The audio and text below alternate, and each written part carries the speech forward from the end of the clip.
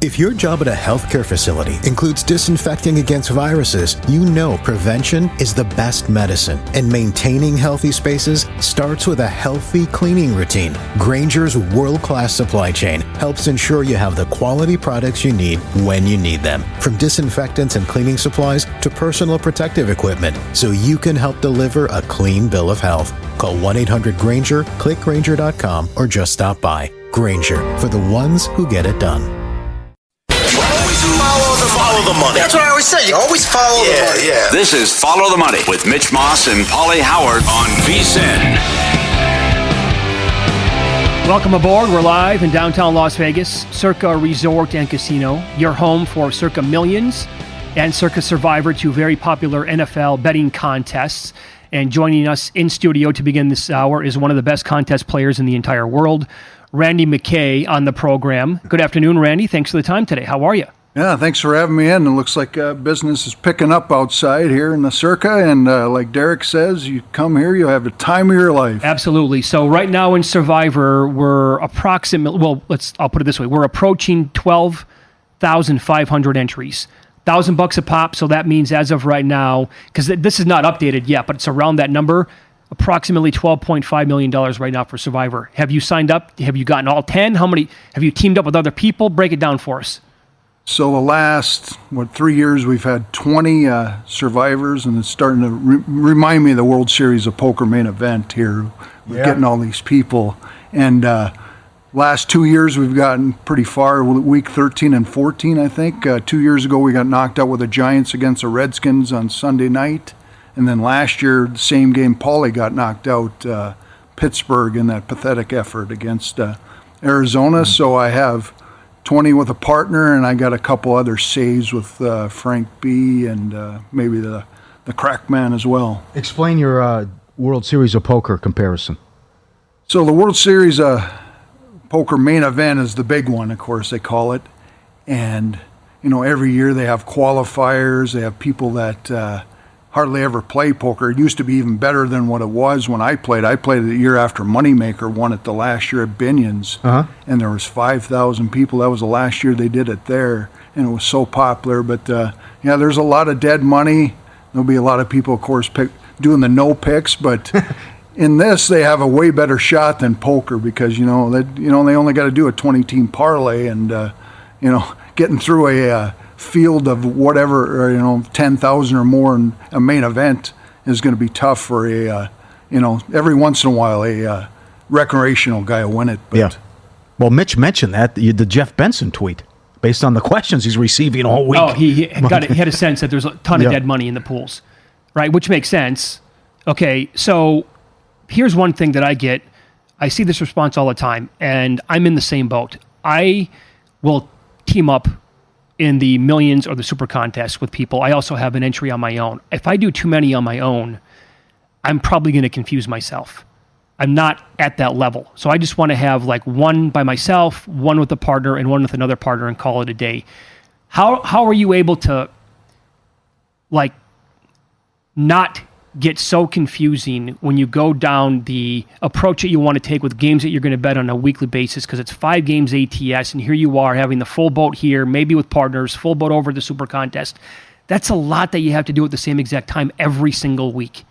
Yeah, it gets to be a lot with the deadlines, and I would tell people to, if you're going to partner up with other people, have them put in their selections, have yours put on yours separately, so you don't have that confusion. If they want to take a game opposite of you, if you haven't talked about it, that's fine too. But of course, you got to set the deadline, and of course, my proxy's a great Dave Tooley. I got him, so he'll remind me a couple times. He had to remind me last year, so make sure you get that proxy as well, and have your phones charged up and have your beepers. And so far, I haven't missed one, I don't think, ever in my life, so I've done pretty good with that. Here's a little strategy, and I'm not asking to give away any of the secret sauce that you have, because again, you're one of the best contest players in the world. You finished very high up again last year in these contests.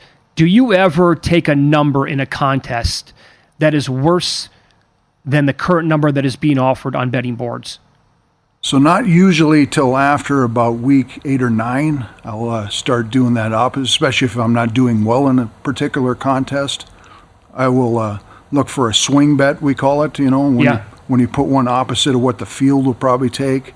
We even seen during that COVID year, and I didn't have a good record during that, and we saw there was a lot of big line moves that didn't come in that year, and them weren't my greatest years, but there's times to do that and there's times not to do it. Probably early, not as much, but later in the season when you need to make a swing. In fact, that's what got us a tie for first last year in the DraftKings. The Chargers were getting 4.5, and the line went down to, I think it was, the 4.5 the contest. Of course, the line went down to 3, I think, closing with Easton Stick in there against Denver Broncos, and we took the Broncos to swing the guy and tie for first. Oh, there you go. Okay, not early in the season, but maybe later in the season, something like that might make sense. So in terms of then Survivor, and I think this is going to tie into one of the win totals that you like this year, you think the Patriots are going to be god-awful?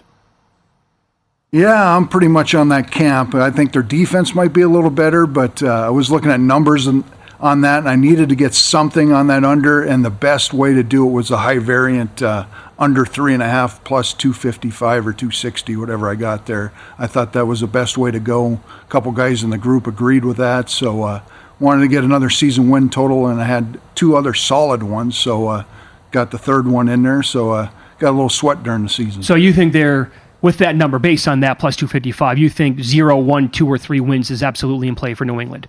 Oh, definitely. They could be the 2-team win like Carolina was last year. Brissett hasn't looked like he's got much left in the tank there. And I'm a little worried about Drake May. He didn't look too bad during the preseason. I watched a lot of preseason. I used teasers going into Baltimore, so I had some teasers too. So I had some action in the preseason and watched as many games as I could. I don't think it matters because the O-line is so bad. I'm with you. The O-line's terrible. So just to follow up on that one more time then, so based on that, obviously there's been a lot of talk for 2 months about Survivor in week 1. Seattle's creeping up there now as a touchdown favorite, but the biggest favorite on the board the entire time has been Cincinnati. We've gone over this 100 times on why you should take them. Well, here's why you probably shouldn't take them. If you think the Patriots are going to be that bad, are you playing against them in week 1 of Survivor? Yeah, see, there's no ultimate strategy yet in Survivor. Of course, you want to be against the field at times. You don't want to take that one main pick, but do you want to get through the first 5-6 weeks and see where you're at might be more important here. So, there is no real written book, Stanford Wong, strategy book yet on Survivor. They did have a panel, I think, this year on Bet Bash. I didn't go this year, but I'll probably go next year. And that might explain a little bit more. But and of course, there's 2 follows on Twitter that are pretty good with this too. But there's no real written way to do Survivor, and we've seen people come through that probably have never bet on NFL before. So there's a lot of luck in the game. Yep, I think you're referring also to Survivor Atlas. I think one of them. They're expecting. They said it at 41% how many people will be on Cincinnati. How about the 49ers win total under? I think that's real strong. Even with Trent Williams back, I still got them ranked as the number 22 offensive line. Their offensive line isn't that strong on the other positions. I was hoping not to have Trent Williams in this first game. I kind of like the Jets here. Yeah, me too. And or Ayuk, but unfortunately they got both those guys back. But I still think they're going to struggle all year. We've seen this year after year with the Super Bowl loser, the hangover. That comes into play as well. They still have pretty strong defense, so I think this is really going to be a grinder on Monday night. So, if you haven't bet under the total, it's a pretty good chance to. All right, and where you at with the Bills? The Bills, I think they're just going to rely too much on Josh Allen. Their offensive line is okay, but they lost some playmakers, their top 2 wide receivers with Davis and Diggs. So I don't really like, we've seen when Josh Allen presses, too many turnovers. I don't consider him a top 5 quarterback, even though a lot of people have him like 2 or 3. Just too turnover prone for me. And they lost a lot of good defensive players. Milano's hurt now. Poyer, they lost him, and they lost that White in the backfield. Are they going to have very good? They should have halfway decent defensive line, but it's going to be a lot of pressure on them to win. I don't see them up there with Miami or the Jets in the division. Okay, so you are high on Miami then? Yeah, higher on Miami, probably a little bit more than the Jets, just because they're going to be a high variant team with their offense. They have actually a sleeper home field that nobody really brings it up. When these colder weather teams come to Miami later in the year, it seems like it's too warm for them, and see a lot of turnovers by the teams coming in there. But they do have a tough stretch. I remember at the end when we did our preview on them, they do have to go to a couple cold weather games coming up here too, and they have a tough game. I remember going to Green Bay on a Thursday night. That doesn't look like a good spot for them. You mentioned the Ravens. So what did you do here with teasers? What do you have, anything tonight or anything tied into week one? So I have a plus 8.5 with the Ravens that I had with some of these preseason totals I mixed in with them. And so I came back a little bit with the Chiefs here, minus 2.5. One book here, South Point, had 2.5. I bet that last night. Mm-hmm. Who do you like the Ravens with on the teaser? I had them with a couple of the preseason games. I can't. Oh, preseason games. Yeah, I'm sorry. I had them tied in. Close it out, time, right? Yeah. Would you play week one? And what do you think you're going to do in the contest? I'm not sure in the contest. I played Tampa Bay minus 3, but that number's kind of gone there. And that's a tough spot for Washington with a new coach and a rookie going into play against a very good defensive coordinator in Todd Bowles. Maybe not a great head coach, but very good defense. And surprising team last year. Mayfield looked very good as a quarterback, and I like their receiving talent. So that's kind of an underrated team, Tampa Bay. Nobody's really talking about. That line's crazy now. I'm with you. Sal Pal loves it. It's not going to go well for Washington, and you have to respect Bulls in that spot. All right, let's follow the money here on VSiN, the Sports Betting Network. We're talking to one of the best contest players in the country. He's a great gambler overall, a professional at this.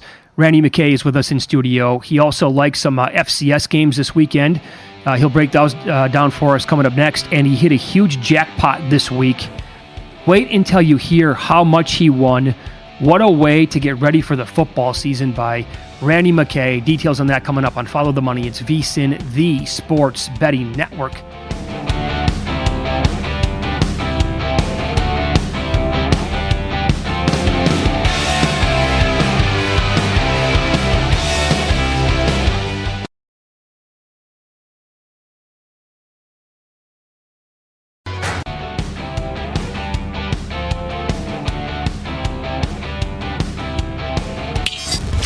This is Follow the Money on VSiN.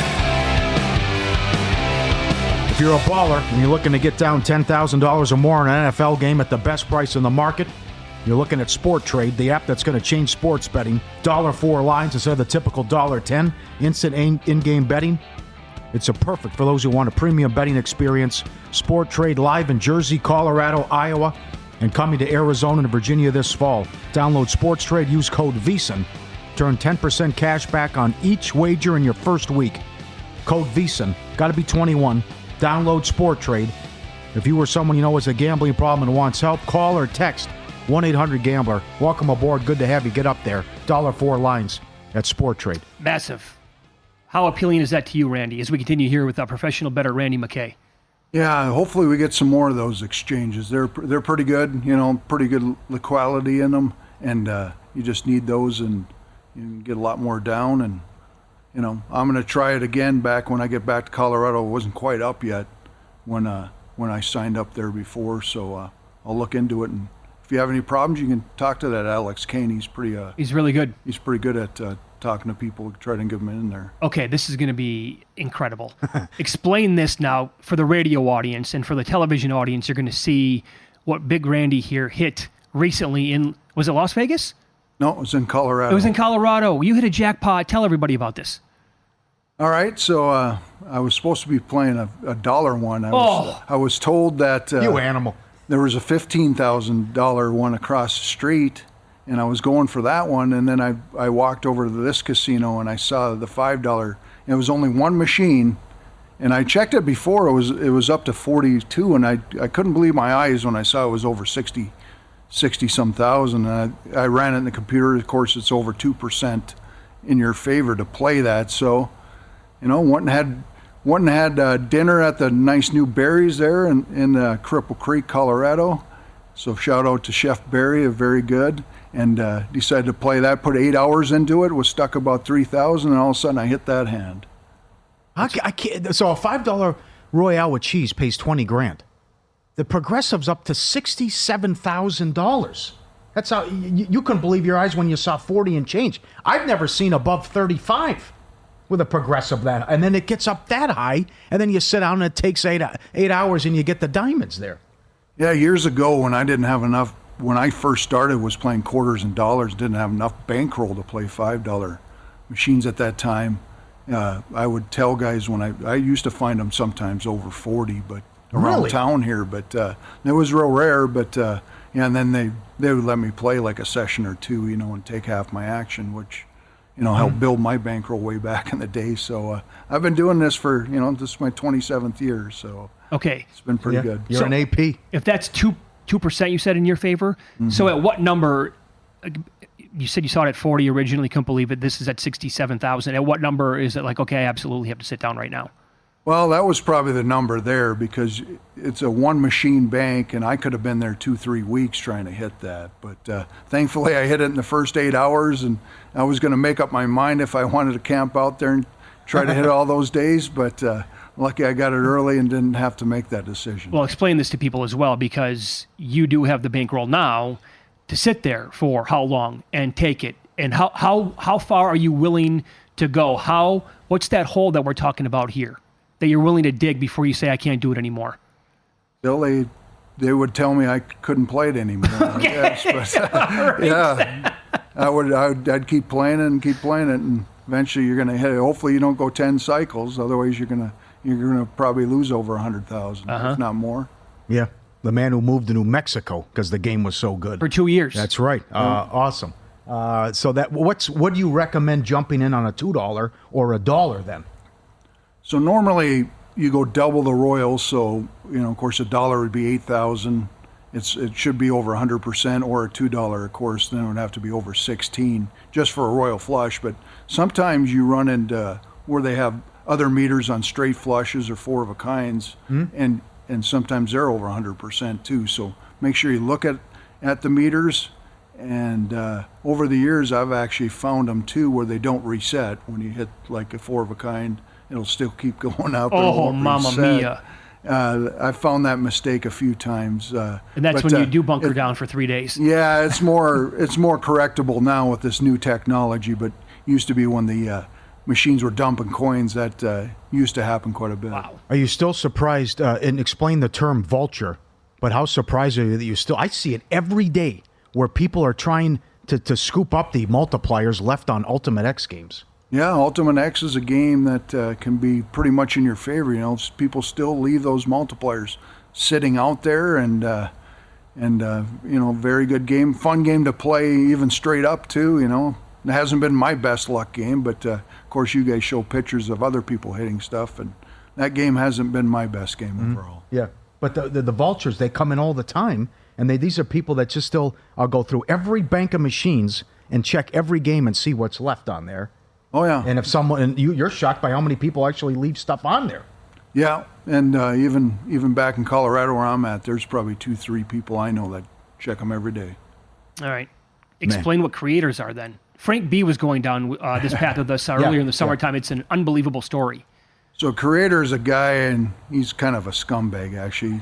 He will take a tourist that's just having bad. He'll scout out a tourist that's having bad luck, and he'll show a picture of an Ultimate X jackpot, and he'll say, "Hey, come play this. These are very lucky, right?" And he'll make the certain tourist play till they have all the multipliers on them. Then he'll have them play another game on there, and then move to the other game as soon as that gets loaded up, and keep moving, and then till they run out of money on one game, and he said, "Oh well, he just didn't run good," and then he'll come back like a couple minutes later, and then he'll scoop up all the multipliers left on those games. And what happened to Frank? Yes, this blew my mind. Is he caught the middle of it, yes, where the guy walked off, and he kind of stepped in there, and played it off. So good for him, and bad for the scumbag. Well, for the scumbag, is that legal? That can't be legal. Well, frowned upon. frowned upon for sure. Yeah. Well, why would you listen to the guy, though? But people have no idea. I mean, people play 3-card monte on the strip, so I'm sure that's frowned upon too. Well, Frank's point, though, was if you're going to pull this off, sit next to each other. I mean, don't come in where you... Exactly. That was, Frank knows what's going on. There should be Frank won thousands of dollars that day, and those guys were following him out, and Anthony Curtis, who was just here, he had to call Anthony. But there's some heat here, Anthony. You might have to pick me up as well. Okay, you're Mr. FCS. How about a couple FCS plays you're looking at? And you were at the North Dakota State Colorado game as well, and you cashed a ticket there. What caught your eye early? Yeah, great game too, by the way. Fun place to go to a game in Boulder. I mostly bet FCS versus big college football, and I bet FCS during the year. I don't bet as many big college games head-to-head as the other guys do that you have on, of course, with Paul Stone and Powers and them guys. But, a couple of them that stood out to me. How would you like to have a bet this week against Wyoming? You know? Would have been the worst performance of week 1. Yeah, I had them. Oh, against Arizona State. Okay. Not their best look when I'm flying in there and I see the score of that game. I'm just like, holy moly.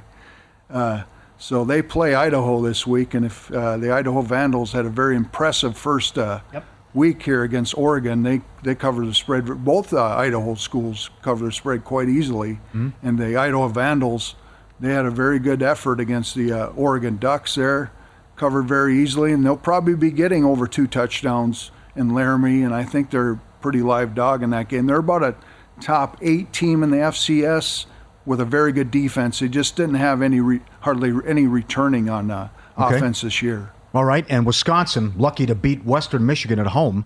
Western Michigan had the lead. They were getting the ball in the fourth quarter. The kid fumbled the punt. How about who Wisconsin's going against?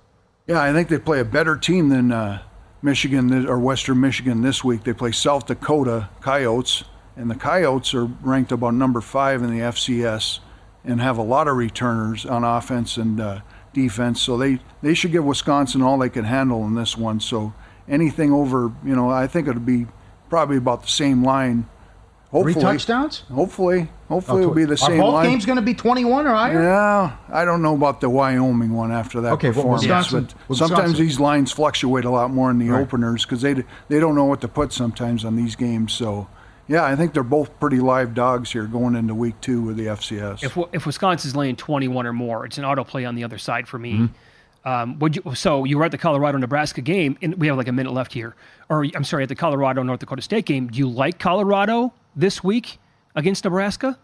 No, I would favor Nebraska here. This Colorado team just doesn't know how to play defense very well. I think that'll be exploited by the Nebraska rules. Still the coach here. It'll be exploited a little bit, and I think this game will be pretty good for Nebraska. Colorado games, of course, are going to move the other way. So if you want to bet Nebraska, I'd wait for it to go down because good point. We've seen these late games. Yep. And even the totals too. You see the totals go way up too in Nebraska games. So if you like the under there as well, which is a little tough with the Colorado defense, but that might be a good play as well. So wait on that all year. That's my tip on the Colorado games. Love it. Love your insight, your knowledge, your stories. Thanks so much for coming in the studio. Randy McKay, professional sports bettor, In Pocket Plays coming up next. Always. Thanks for having me.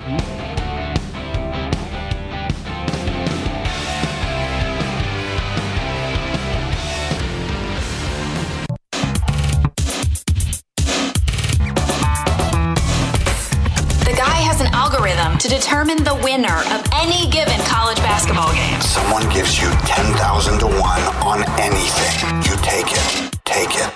Take it. I bet you $20 I can get you gambling before the end of the day. No way. I'll give you 3 to 1 odds. Nope. 5 to 1. Nope. 10 to 1. You're on. It's here, Mitch. No, we're going to run it back tomorrow too, baby. Henry over 7.5 receiving yards. No defensive special teams touchdown parlay pays $1.20. Both games tonight and tomorrow. Both teams to make a 33-yard field goal. Minus 120. Mahomes to throw an interception. No. Even money.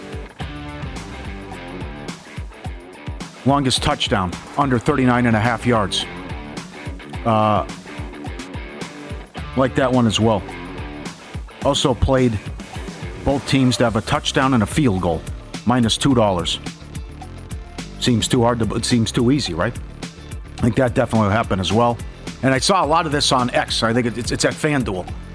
Will Henry and Pacheco both have 30 yards rushing in each half. Pays 12-1. And another one. This we can't.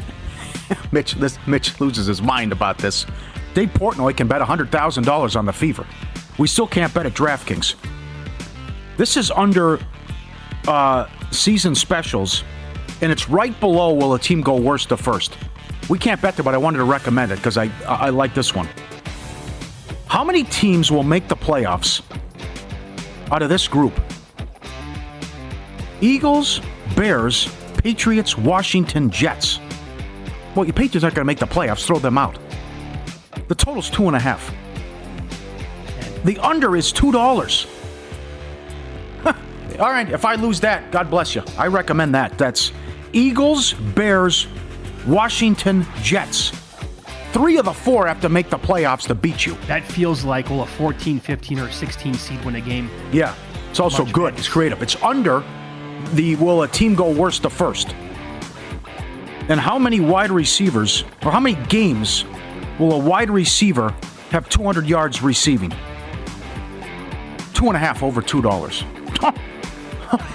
The firepower that we have and these stud wide receivers and how many could Hill, Jefferson, Lamb, Chase, Harrison, Neighbors. What? I need 3 the whole year. The whole year. My only comeback would be it's $2. Yeah, and your time. You got gotcha. late. Okay. Yep. Also, here's the thing. What if it happens by week 6? Do you get paid out? Good question. I would hope so. I would hope so. I was right. Something like that, you should get paid And out. Wimpy, there's an odds boost too up at Will Hill. There's an odds boost. Pacheco, 99.5 rushing and receiving, and the Chiefs win plus 350. An odds boost if you want to check that one out too, which I like. Yep. Yesterday I had the donut. The what do they call it in baseball? The golden sombrero. Plus 2 games on top of that. Did not hit anything. Well, come on now with this beat. Come on. It's pretty bad. I mean, well, the Stanton though. yeah, but okay. So I had Stanton to hit a home run. He's robbed. He robbed to the end the home game. run. Right. If he has a little bit more mustard on that, it's gone. And also, what a play by Langford to make it. If he hits that, I win 2 of those props. It's a winning day. Sports betting can be a game of inches. So miss that. Miss the other stuff. Medvedev, he lost by 6 games. I had plus 5.5. He was absolutely horrendous in the match against Sinner. He won the second set. 6-1. It was so bad. I had to turn the match off. I'm like, this guy stinks out loud tonight. So that was a bad day, and trying to get ready for the football season. Crazy how that happens, though. If he's not robbed, it's a winning day. Oh well. Travis Kelce over 57.5 receiving yards tonight. I documented this, so we'll get into it a little bit more as we talk about the game again before the end of the show over the next 90 minutes. But he has a great history against the Baltimore Ravens. And I expect that to continue again tonight over the 57.5 receiving yards. I had to make this bet. Oregon, Boise, before it goes any higher. Over 61. The box score from Boise last week, they allowed 27 first downs and that many points to Georgia Southern. And I've had a couple of little birdies reach out to me and say that Oregon specifically showed nothing in the game against Idaho. Nothing. Like a very small percentage of their playbook. Hence, it looked like it did, and they were up by only 3 points in the fourth quarter. Little birdie. Phil Knight? Yes, it is. It was Mr. Knight who told me. Good info. So I have those 2 bets, and here's what I'm doing tonight. I split up a unit, 1 unit, on first touchdown scores. I have Isaiah Likely, who did it 3 times last year for the Ravens. I usually bet a player on each team. I'm gravitating towards a long shot and a not-so-long shot for both teams to make it like 4 bets, so I'll split a unit here. Isaiah Likely, love him. I don't think Mark Andrews is going to have a great year to start the season. And I said this earlier, I think Isaiah Likely would be a star on several different teams in this league. 32-1 first touchdown. They went to him a lot last year early. Bateman, 25-1 for the Ravens. And the 2 guys I landed on for the Chiefs, Rashee Rice at 10-1. And don't laugh at this. I bet Samaje Perine 34-1. 2 years ago, Jerick McKinnon scored the first touchdown for the Chiefs 5 times. Last year he did it twice. Perine is a very good receiving running back out of the backfield. When they get closer, Mahomes has had a history of looking like, and there's no Clyde Edwards-Helaire. Well, let's do some Carson Steele then. Let's get some Carson Steele. Too many people have made the case for him. I can't. Oh, you're no fun. He's like 20 to 1 now. 75 here. He's still 70. I don't think he's 75 to 1 anymore. Look at the app right now. Double check that. I will. So there are tantalizing prices. This could easily be Kelsey tonight, too. It could be Lamar Jackson, 12 to 1. It could be Derrick Henry. But that's why I'm being careful here by splitting one unit on those 4 players to score the first touchdown tonight. All right. Get up there. Check it out every day. Bookmark it. Tennis, soccer, college football. Steve Makinen's Week 1 betting systems, which we'll do tomorrow again. Our betting guides, everything you want. Cohen, Shoemaker, excellent job. VSiN.com, check it out today. Best bets, betting splits, odds by state, betting tools, betting guides. VSiN.com. We did make a trade. Follow the Money made a trade. Nigel can't do the new hours. They're 8 hours. It's an 8-hour time difference. So he goes to bed early. He's an early riser. Yep. The Meat Man will be our soccer guy every Thursday, starting next week. We love our new friend, the Meat Man. He's on board. He loves the NFL, too, he said. So Steve Wiss will be on every Thursday to talk soccer. There's no Premier League this week, by the way, also. And but it happens. We love Nigel, but you can't do it too late. But there's something cool here, though, that Nigel, as a VSiN contributor, sends some pics in, and we'll play like a video of him as well, which we can do about and who's better than Nigel in terms of going rapid fire. Here's what I like. Here's my breakdown. Give me 5 minutes.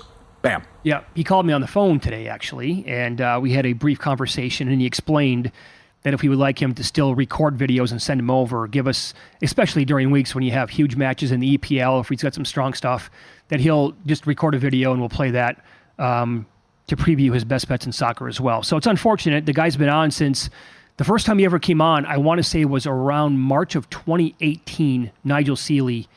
And that's when he gave out Croatia to win the World Cup at 66 to 1. I think that was his very first appearance ever with us on the show. And Croatia in 2018 made the World Cup finale. And they were playing, I think, was it France? They lost. But that was a pretty good 66 to 1 shot to have in pocket. You can get very creative once they made it that far, obviously. So love that dude. Awesome guy. Conversations were always a blast. His insight and breakdowns are phenomenal. So via video, he'll just do those on his own from now on, the way it looks. You are correct. Steel is 30 to 1. Yeah. I saw 20 to 1 earlier. Cut in half here. Some other spots. It is popular. All right. Let me give you this. Still think it's worth a shot. 5 to 1 anytime touchdown. You can try that too. So the number on the Packers, it has been moving because it got to 3, came down to 2, money coming in on Green Bay. Here's a tweet from Jonathan Jones, who covers the league for CBS. As the home team Friday in Brazil, the Eagles got a hotel closer to the stadium. The Packers, on the other hand, will have a game day commute that is estimated to be between 1.5 and 2 hours based on heavy traffic. What kind of a hot dog stand is Costanza, the assistant to the traveling secretary here? You can't get a hotel. The league didn't set him up with a hotel closer? That's not. Yeah, that's everyone involved. Everyone's got blood on their hands with that. So think about this then. Come on. So Friday, I'll call it rush hour traffic in Sao Paulo, where the Sao Paulo said yesterday, 23 million people. That dwarfs L.A. So it's going to be, what if there are several accidents? Are they going to have a police escort? Do they have that? They better. Are they going to offer it? I would hope so. I would think so, too. That's some commute. That's insane. Oh, no. Fly, Eagles, fly. Were you disappointed yesterday when Sal Pal said the NFL is probably going to want to make this a regular thing? The players don't want to be there. No. I mean, the Eagles players have made that abundantly clear. The Brazil or the Friday night? Both. Brazil? Both. No, I love the Friday night. I don't like the Brazil. I know. Yeah. I want the Thursday, Friday, Saturday, Sunday, Monday. All right, professional sports bettor Brad Powers on the show up next. We'll hit college football and the NFL.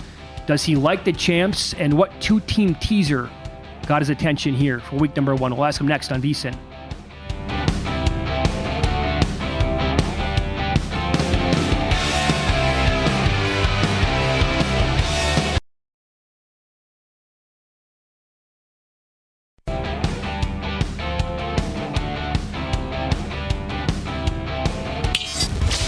This is Follow the Money on VSiN. Great hour. Every single Thursday during the football season, professional sports bettor Brad Powers will join us for 2 segments starting at this time. His website is bradpowersports.com. You can follow him on X. He's at BradPower7. And he joins us here on a Thursday getting ready for the Chiefs and the Ravens on the Progressive Guest line. Brad, thanks for the time today. How are you? Morning. Afternoon, pun intended, guys. How are you? Doing well. We'll get into everything college football coming up in a few minutes. You're also big into the NFL. Everybody loves this sport. They can't wait for the game to kick off tonight. They got to get bets in. What did you make this number, and do you have a bet on the game? I made it 4, which would probably indicate to people that I got a significant bet on Kansas City. That's not the case. My most trusted NFL guy likes the Chiefs tonight. So -2.5, -115, which is pretty widely available right now. I think it's worth a bet. Although, obviously, there's the trends out there. Baltimore as a dog. Harbaugh as a dog. I just think the Chiefs will be pretty locked in for this game, considering they lost their home opener last year to the Lions.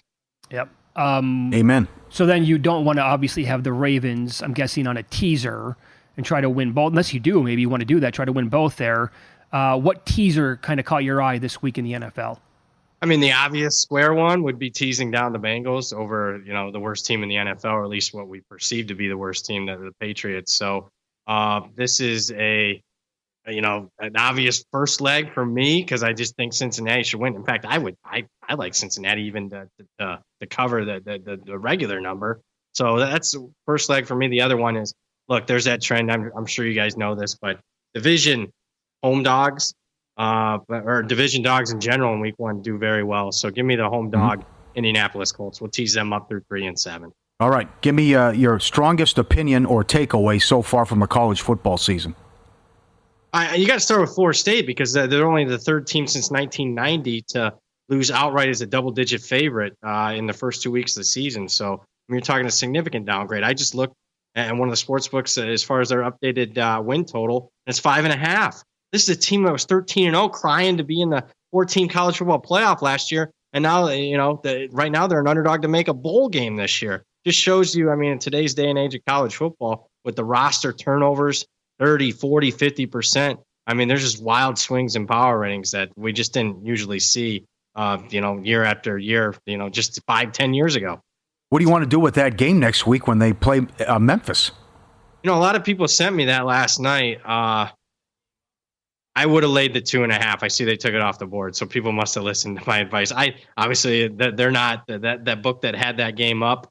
They're not here in Nevada, so I wasn't able to bet it. But I'm glad to anybody that listened to me that bet that one, because that still was short. I think the bye week comes. Oh my God, I sound like a coach. The bye week comes at the perfect time. It does come at a time they can get a reset and figure out where they want to go with this season. What if Memphis, and I know they're huge favorites anyway, opened 17, got to I think 18.5 at one point this week. What if Memphis beats Troy and it's not close and it's like 41-10? I still don't see 2.5 is just too light as far as I'm concerned. It's 6.5. I can't be that far off the market. Mm-hmm. What are you thinking? Memphis going to be favored? No, I was 17 in the game of the years. I think Westgate and a couple others had it. It was like 17. FSU was 17 in the game of the year. Yeah. Wow. It's Memphis. You can't. I know they've been terrible, but I'm not built to change a team's power rating 20 points in 2 games. No, that's definitely accurate. How about a couple of teams that may or may not have coaches who like to run it up? Do you think Lane Kiffin, and this number moved from 38 to higher than 41, if he can score 70 again this week, I guess why would he not? I agree with that thought process. I laid it with Ole Miss on the openers. Not afraid at all. Middle Tennessee. This didn't get any pub. Could have lost last week. That was an ugly first look for Derek Mason. Could have lost to Tennessee Tech. They almost blew that game. They had to score a touchdown in the final seconds just to win the game. Yep. So and put the game over. So I think Middle Tennessee's just a little bit better than Furman. So if he wants to run it up, and I think he will, this one's going to be another 50-plus point win, in my opinion. How about James Franklin and Penn State laying a big number against Bowling Green? Could you see him doing the same thing? Well, he knows the point spread. We know that. But yes, he does. BG's going to offer some resistance, although I was super impressed with Penn State. That is a playoff team that I watched last week. Defensive line looks better. Singleton looks like he's got his explosiveness back. They threw the ball finally vertically down the field. So that's a good-looking team. But I'll tell you who else looked good as far as max standards. BG's a good-looking team, offense, defense, special teams. So I took anything above 35 with the Falcons.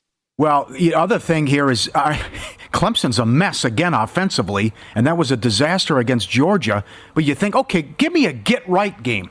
Maybe, here comes App State. A lot of people pick them to make the playoff. What's your sense and what's your breakdown of this one? I haven't bet it.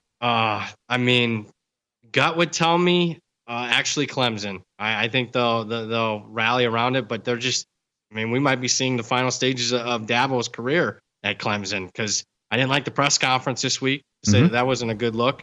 Obviously, it wasn't a good look on the field last week. App State won't be intimidated coming in there, considering they won at A&M 2 years ago. Probably should have beaten North Carolina last year, but my numbers slightly lean Clemson. I'm not going to get to the window unless this number moves drastically. Okay. Is your favorite total, and it's moved, and you can take it away from that standpoint too, is your favorite move total on the Old Dominion game? Yeah, that's one of my favorite bets I made so far this year. I don't think the market fully grasped what happened with these two teams last week. So neither one held the ball for even 25 minutes last week.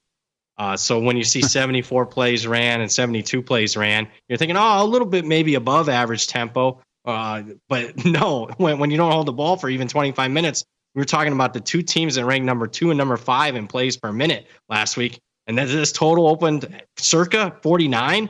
Yes, please. It was one where I rarely say this, but it happens early in the season. I thought it was off a touchdown. Oh, great. Wow. That is strong. Oh, that is strong. How about Humans is going to this game? How about Oregon State, San Diego State? I like Oregon State in this one, and I like it as one of my favorite bets of the week, and I'm giving it out to clients. And reason being, I obviously got a couple first-year coaches, but very misleading game last week. I know nobody watched it, but San Diego State, okay, favored by 31, win by 31, don't do anything to power rating. They trailed at halftime, 6-3, scored a couple of defensive touchdowns in the second half. Box score looks great. They were able to run and do what they wanted, but what I'm more confident in, even though it's a first-year coach, the market hated Oregon State last week, but what Oregon State did was run for 362 yards and then use play action. Their quarterback was like 11 out of 14. That's a success against a smaller San Diego State team. So I think they pound right at the Aztecs. I'll lay the 6 here.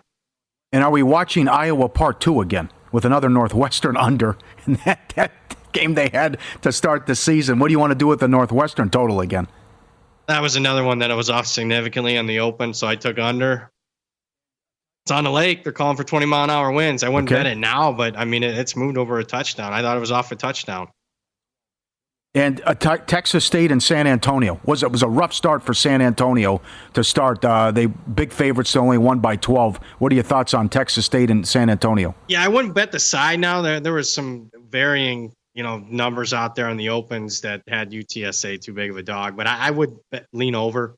I obviously Texas State to me, it seems like a dead over team, and UTSA is gonna, if they want to stay pace, they're gonna have to score more. They look like they got after they were up 21-3 against Kennesaw State, like 15 minutes into the game, and they just fell asleep, and they had to wake up and score a touchdown just to save the game. So I expect a full 60-minute effort out of UTSA this week. All right. Do you see any stops coming from Boise State as they take on Oregon this week? No. None? No. Who's laughing? Oregon's the right side there, although it got hammered today to 21. Okay. And then the total as well? You think we're going to see enough here? Boise State. Over for me. Yeah. Over. That's square, but come on. Unless it moves significantly, how could you be betting at least the under? Maybe you can bet the under at post, but that only goes up. Yeah, there's a difference between Georgia Southern and Oregon here. That was alarming, Brad, no doubt. Oh, for Boise's defense it was. Yeah. But I'll say this. I'm not going to overreact to Oregon's 10-point win, but I will say their offensive line allowing 3 sacks when they allowed 5 sacks all last season. If they're going to meet their high preseason expectations, they're going to have to shore up that offensive line, or they're not beating the Buckeyes. Yeah, that's exactly right. Mm-hmm. I know people said don't freak out about the box score. I understand that. But Gabriel, 41 completions for 380 yards. The guy's awesome. But that just has like Bo Nix written all over it again from last year. It does. You got to throw it vertically in today's day and age. And he didn't have time to stand back there and look and look and watch. Des Johnson caught 12 passes for 80 yards. That's an Iowa number there. No kidding. And the thing is, like, Gabriel loves to air it out. Mm-hmm. Yeah, we'll get a better idea on Peacock late Saturday night what Oregon can be, because it's a terrible look. Yep. We'll continue. One more segment. Professional sports bettor Brad Powers up next. He's on the Progressive guest line. We'll hit the big games in college football. The Michigan offense did not look so hot, but the defense looked great yet again. Is it a good enough unit to stay within a touchdown of Texas?